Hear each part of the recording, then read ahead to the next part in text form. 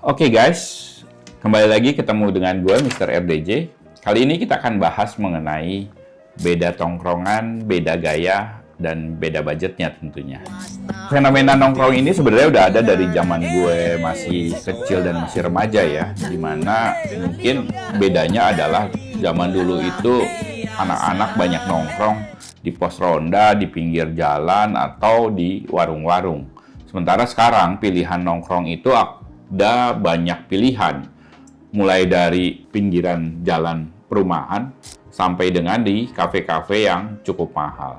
Nah, kali ini kita akan bahas mengenai beda tongkrongan anak-anak Jaksel, anak-anak Jakarta Utara, Jakarta Timur, anak PIK maupun anak Depok dan Bekasi.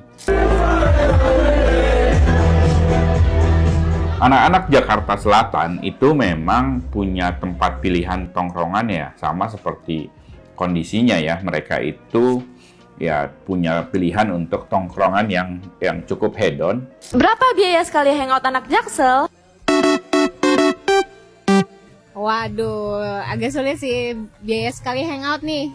Kalau sendiri ya range 300 sampai 500 ribu lah. Percaya nggak percaya ya, kalau aku sih bisa kayak di bawah 150. Kenapa? Karena aku suka nyari promo. Paling kisaran 100 sampai 200 gitu, Mbak. Coba kalian bayangkan, kalau itu mereka lakukan tiap minggu sekali, udah berapa uang yang mereka keluarkan. Sementara tongkrongan-tongkrongan itu ada apa aja sih yang membuat mereka betah untuk nongkrong?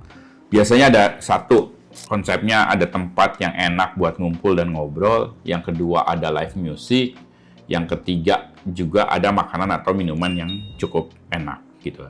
Nah, beberapa klub di Jakarta Selatan menyediakan kebutuhan itu sehingga ya mereka betah untuk nongkrong dengan baik teman-teman itu teman sekolah maupun teman satu gengnya mereka. Kemudian kita lihat anak-anak tongkrongan untuk Jakarta Barat maupun Jakarta Utara. Anak-anak Jakarta Barat maupun anak Jakarta Utara itu biasanya lebih suka nongkrong di tempat-tempat seperti Warmindo, kemudian tempat-tempat minimarket yang punya tempat nongkrongan. Dulu waktu masih ada 7-Eleven mungkin mereka rame ya nongkrong di sana. Tapi sekarang itu ada Lawson, ada Alfamart juga beberapa menyediakan tempat tongkrongan sehingga mereka bisa nongkrong di sana.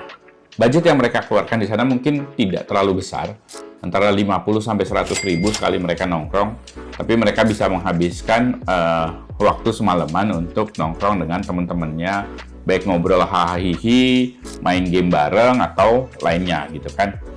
Kemudian untuk anak-anak PIK ya, anak-anak PIK itu memang mereka dimanjakan oleh fasilitas-fasilitas tongkrongan yang dibuat cukup modern dengan pemandangan pinggir laut ataupun pinggir pantai buatan gitu ya.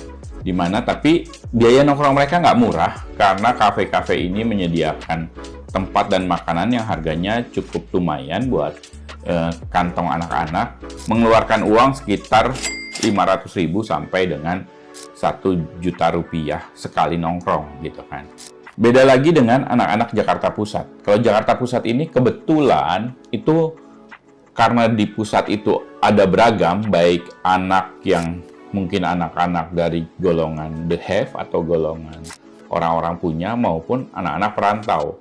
Kalau orang golongan punya sama seperti anak Jaksel, mereka memilih tempat-tempat kafe-kafe yang sifatnya keren, kafe-kafe yang cukup mahal, yang menyediakan live music, sehingga spending yang mereka keluarkan pun besarannya cukup besar ya, antara mungkin 500 ribu sampai 2 juta rupiah sekali nongkrong. Tapi ya memang worth it karena juga tempat yang menyediakan makanan itu juga makanan-makanan mahal maupun minumannya juga minuman-minuman mahal gitu ya. Tapi kalau anak-anak perantau bisa juga mereka nongkrong di warung-warung di pinggiran Grand Indonesia contohnya. Walaupun warung pinggiran tapi mereka juga menyediakan makanan yang cukup enak sehingga endingnya ya mereka puas dengan tongkrongan itu. Kemudian kalau anak-anak pinggir Jakarta seperti Depok, Bekasi, di mana sih mereka nongkrong? Ya sama seperti anak-anak di Jakarta Utara umumnya, mereka nongkrong itu di tempat-tempat kayak minimarket ataupun tempat-tempat seperti Warmindo tadi gitu ya. Karena itu cocok dengan kantong mereka, tidak terlalu memberatkan. Jadi itu tempat membuat mereka bisa bercengkrama, bisa bersosialisasi dengan teman-temannya tanpa mengeluarkan budget yang terlalu besar. Mungkin mereka budgetnya sekitar 50 sampai 100 ribu rupiah sekali nongkrong. Ya maksimal 150-200 ribu rupiah lah gitu ya. Salah satu tempat tongkrongan anak-anak ini adalah Warmindo ya. Warmindo itu apa sih? Warmindo itu ya sebenarnya singkatan dari warung makan Indomie ya. Kenapa Warmindo jadi menarik? Karena Warmindo ini adalah tempat di mana anak-anak muda tuh senang buat nongkrong. Kenapa senang buat nongkrong? Ya rata-rata siapa sih anak muda di negara kita yang nggak suka Indomie? Karena kan ya Indomie itu makanan yang hampir sejuta umat ya, semua juga suka gitu kan. Kemudian Warmindo ini kenapa bisa menjamur? Ternyata setelah kita lihat dan kita cek data ya, untuk membuka sebuah Warmindo di luar biaya untuk menyediakan tempat yang bisa disewa, itu ternyata nggak terlalu mahal. Warmindo itu bisa dibuka dengan biaya cuma 6 sampai dengan 10 juta aja gitu kan. Warmindo itu ada yang franchise maupun ada juga yang berdiri sendiri. Contoh Warmindo yang franchise yang agak-agak ngetop lah itu adalah Abnormal gitu kan. Itu juga sempat menjamur cukup banyak gitu kan. Ada juga Warmindo-Warmindo lain. Di luar Warmindo ada juga kayak Migacoan ya. Migacoan juga cukup sukses jadi tempat tongkrongan anak-anak muda zaman sekarang juga gitu kan. Kenapa mereka suka? Ya tadi makan enak, harga murah. Ya mereka bisa nongkrong dengan teman-temannya. Kurang lebih gitulah teman-teman. Tadi saya juga mau bahas mengenai mereka kan spending cukup banyak ya buat nongkrong. Terutama anak-anak yang nongkrongnya di kafe. Terus gimana sih caranya nongkrong jalan tapi mereka tetap masih bisa punya saving? Nah kalau saya punya saran ya. Kalau untuk bisa dapat saving, jangan saving itu kita ambil dari sisa uang yang kita pakai buat nongkrong dan lain-lain dan kebutuhan. Tapi mungkin biasain kita ambil percentage dari gaji atau penghasilan kita. Misalnya kamu bergaji ya mendekati UMR lah 5 juta per bulan gitu ya. Ya ambil 500 sampai 1 juta itu di saving dulu, baru sisanya bisa dipakai buat nongkrong dan lain-lain.